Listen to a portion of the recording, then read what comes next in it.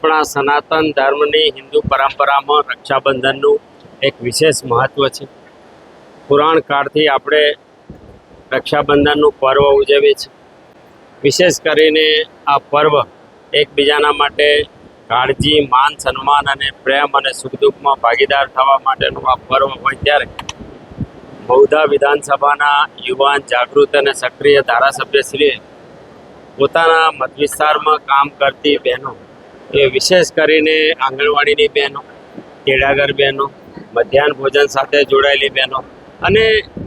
આરોગ્યની સેવા આપતી અનેક આશા વર્કર બહેનોને આ દિવસે એકી સાથે બોલાવીને તેમનું સન્માન કરવાનો કાર્યક્રમ આ બહેનો દ્વારા સૌને રાખડી બાંધવામાં આવે અને બહેનોને એની સામે એક વિશેષ પ્રયોગ કર્યો છે પ્રકૃતિનું જતન,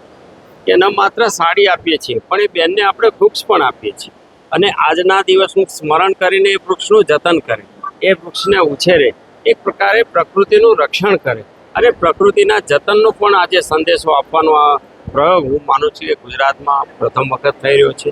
સ્નેહનું બંધન, પ્રકૃતિનું જતન, આવા સુંદર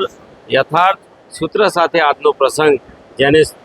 સૂજ્યો છે એવા અમારા ધારાસભ્યને હું ખૂબ અભિનંદન આપું છું. સાથે અમારા સૌ આગેવાનો છે, આ 22 ગામ પાટીદાર સમાજની વાડીના